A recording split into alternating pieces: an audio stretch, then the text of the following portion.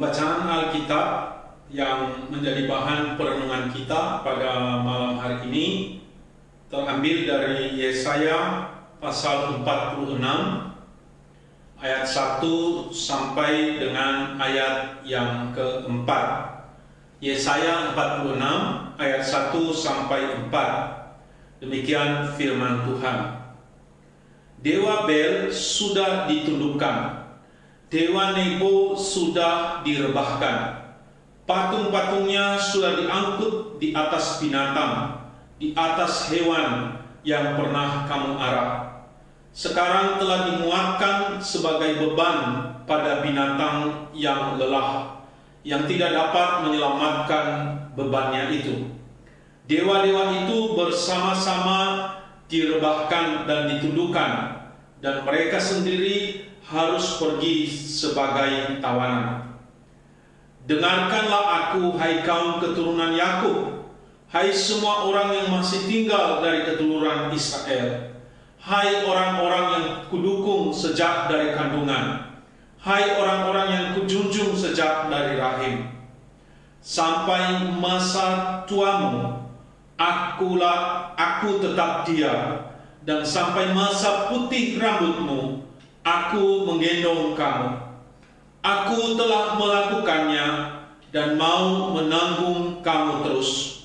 Aku mau memikul kamu dan menyelamatkan kamu. Apa bedanya dewa-dewa Babel dengan arah Israel?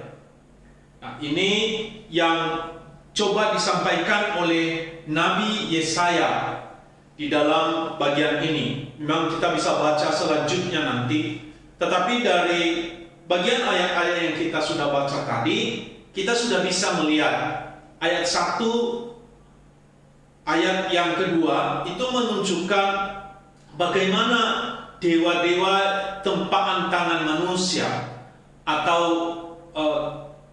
patung-patung yang dibuat oleh manusia itu ketika kemudian ada peperangan, saudara. Jadi di sini dewa itu dikatakan Bel dan Nebo, yang dulunya diarak-arak di atas kereta kencana secara megah untuk disembah para pengikutnya, kini dimuat di atas binatang untuk diselamatkan. Ya, sesuatu yang dulunya merupakan sesembahan sekarang malah diselamatkan karena ada sesuatu kejadian yang membuat orang-orang yang menyembahnya harus melarikan diri. Ini gambaran Babel yang dikalahkan dan dijara sehingga penduduknya mengungsi. Nah, dalam pengungsian itu mereka mengungsikan juga dewa-dewa sesembahannya, mereka mengungsikan juga patung-patung itu. Ini kan ironis. Dewa-dewa yang disembah, bahwa dewa-dewa yang dulu disembah kemudian sekarang justru diselamatkan, justru diangkut dengan hewan-hewan yang sudah kelelahan dan tidak berdaya. Allah yang dalam konsep umum seharusnya menyelamatkan umatnya justru diselamatkan. Sedangkan Allah Israel, Yesaya gambarkan bahwa dia adalah Tuhan Allah yang hidup, yang tidak berubah dari dulu, sekarang, sampai selamanya. Allah yang peduli dan terus setia untuk menyelamatkan umat Israel. Memang pada saat itu mereka sedang di dalam pembuangan. Jadi ini sesuatu yang sangat kontras. Tuhan berjanji ya, Ia akan menyelamatkan bangsa Israel. Ia akan terus digambarkan di sini menggendong umatnya. Tetapi dewa-dewa Baal, ya, dewa-dewa Baal tadi digambarkan dalam ayat 1 dan ayat yang kedua bahwa mereka justru harus diselamatkan.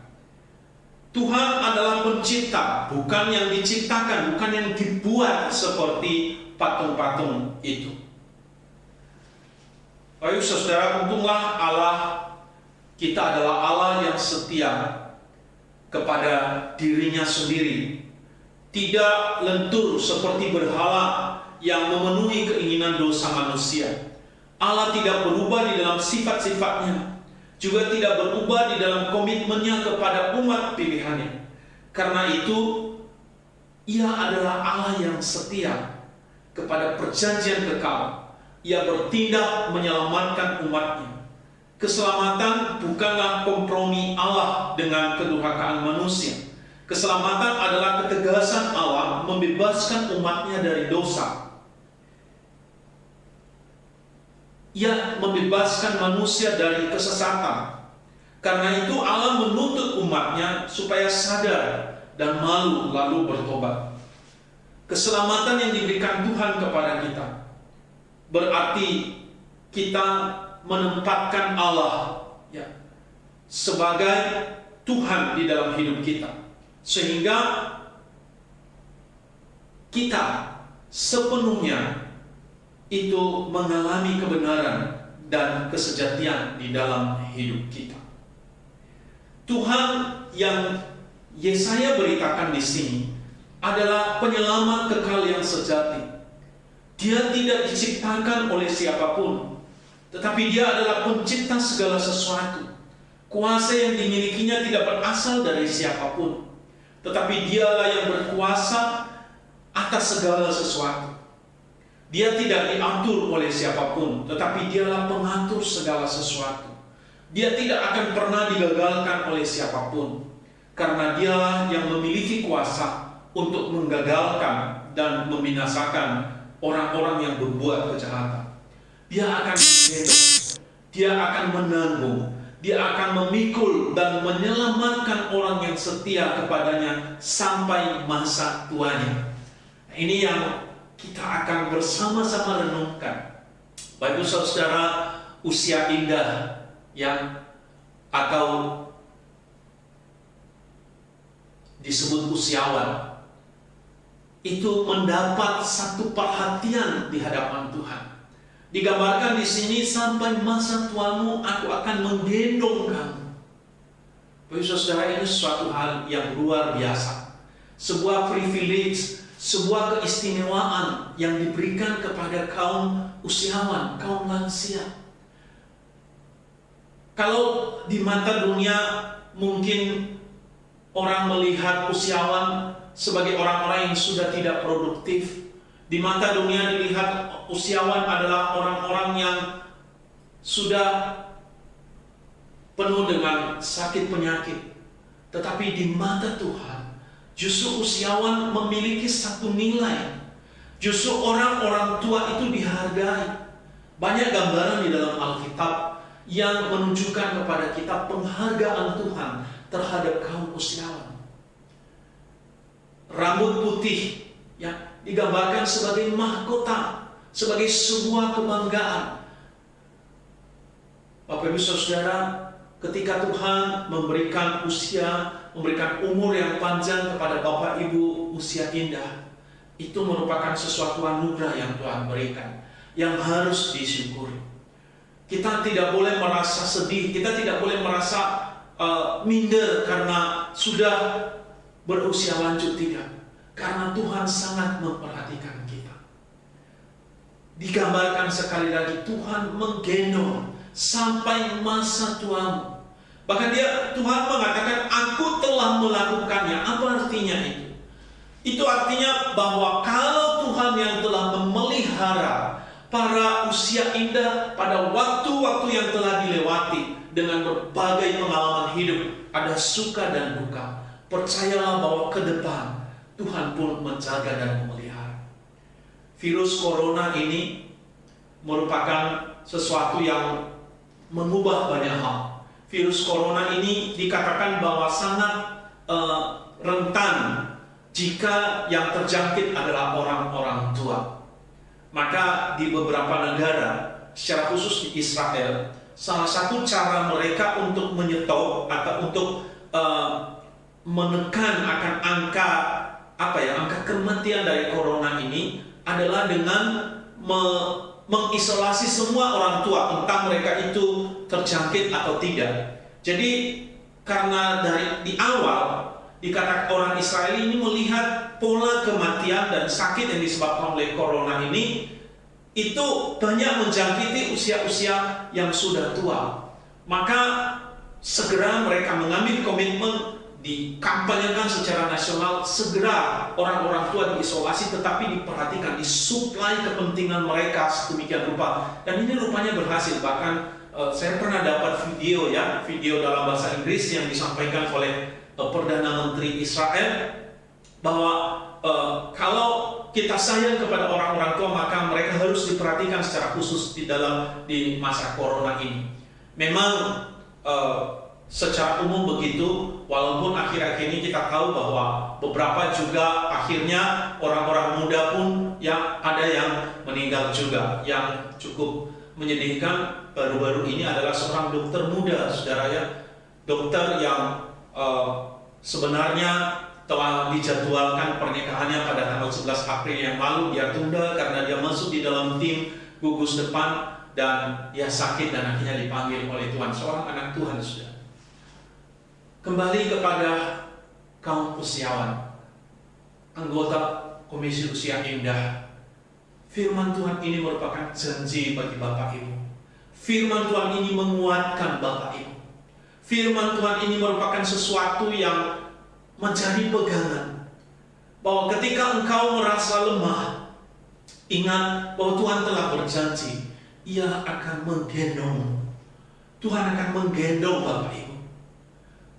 Ya, Ia telah melakukan itu dan terus melakukan itu.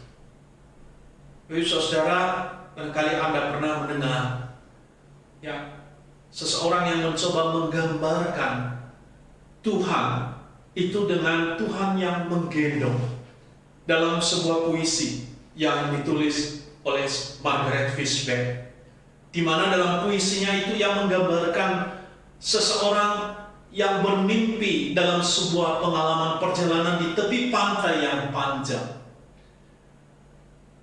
Seolah-olah dalam mimpinya itu dia bergandengan tangan dengan Tuhan. Betapa indahnya ketika ia menoleh ke belakang dan ia melihat ada 4 jejak kaki, artinya milik 2 orang. 2 adalah milik Tuhan, 2 adalah miliknya. Ya, berjalan, kemudian dia kelelahan, dia capek, dia bahkan saking lelahnya dia tertidur. Sampai akhirnya dalam mimpinya dia terbangun. Dia terbangun dan betapa kagetnya dia, karena dia merasa sendiri. Dia kemudian melihat ke belakang dan ia mulai kecewa. Kenapa? Karena dia melihat bahwa jejak kaki yang ada tinggal 2, artinya milik 1 orang, hanya 1 pasang. Kemudian dia protes kepada Tuhan. Kenapa justru di saat aku lelah, di saat aku sudah tidak kuat, Engkau meninggalkanku? Tetapi kemudian Tuhan berkata kepadanya, tidak. Sesungguhnya ketika engkau menoleh ke belakang dan engkau melihat hanya ada 1 pasang jejak kaki, ketahuilah pada saat itu engkau sudah lelah dan tidak mampu lagi berjalan, dan pada saat itu aku menggendongmu. Jejak-jejak kaki yang engkau lihat bukan milikmu, tapi itu adalah jejak kakiku. Bapak Ibu, usia indah, pada saat-saat seperti ini, di usia yang lanjut, segala keterbatasan mulai dirasakan secara fisik karena usia maupun karena sakit penyakit.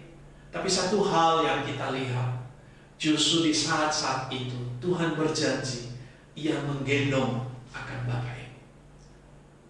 Di dalam keadaan ini, ketika tidak ada pembatasan seperti ini, barangkali ketika kita bertemu ya 2 minggu sekali, di minggu yang pertama, Selasa yang pertama kita ada persekutuan, kemudian Selasa yang ketiga kita ada senam. Paling tidak itu kita bisa saling menguatkan. Lalu bagaimana dengan saat-saat ini, di mana kita ada di rumah terus, hanya bersama dengan keluarga? Apalagi kalau anak-anak sudah berpisah dari kita, maka tentunya kita merasa sendiri. Di saat-saat seperti itu, ingat firman Tuhan ini, sampai masa tuamu, sampai masa putih rambutmu, aku menggendongmu. Aku, Tuhan maksudnya, Tuhan yang kita sembah, itu menggendong Bapak Ibu Saudara. Itu sebuah keistimewaan, itu janji Tuhan yang ada. Oleh sebab itu Bapak Ibu Saudara yang kekasih di dalam Tuhan, biarlah kita terus menyerahkan hidup kita dan berharap kepada pemeliharaan Tuhan. Memberikan sebuah pemikiran positif bahwa Tuhan tidak meninggalkan kita. Bapak Ibu Saudara, Bapak Ibu usia indah harus terus membayangkan bahwa pada saat-saat ini Tuhan sedang menggendong Bapak Ibu. Tuhan mengasihi Bapak Ibu. Tuhan kita bukanlah Tuhan yang lemah. Oleh sebab itu perteguhlah imanmu. Di saat-saat ini akan ada banyak tawaran. Di saat-saat ini akan ada banyak orang yang mengatakan, oh kamu harus begini, kamu harus begitu. Ya. Tidak. Kita harus fokus kepada Tuhan. Kita harus berpegang kepada firman-Nya, bahwa Dia tidak akan meninggalkan kita, bahwa Dia akan menggendong setiap kita.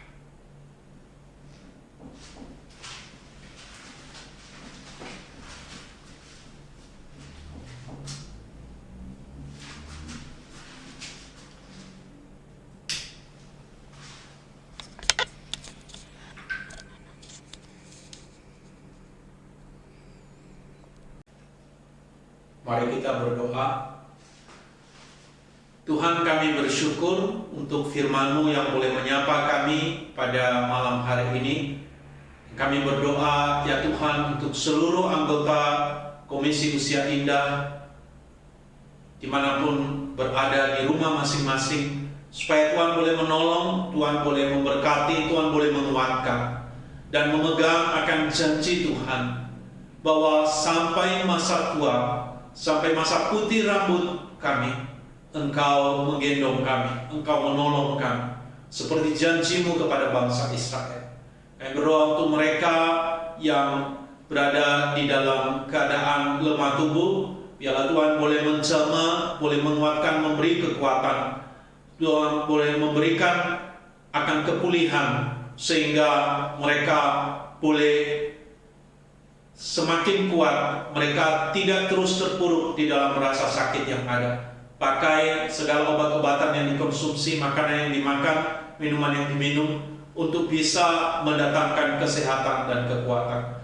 Berdoa untuk keluarga mereka, untuk anak-anak, mantu, cucu-cucu mereka, supaya Tuhan boleh memberkati. Kami berdoa untuk kebutuhan-kebutuhan juga ya Tuhan.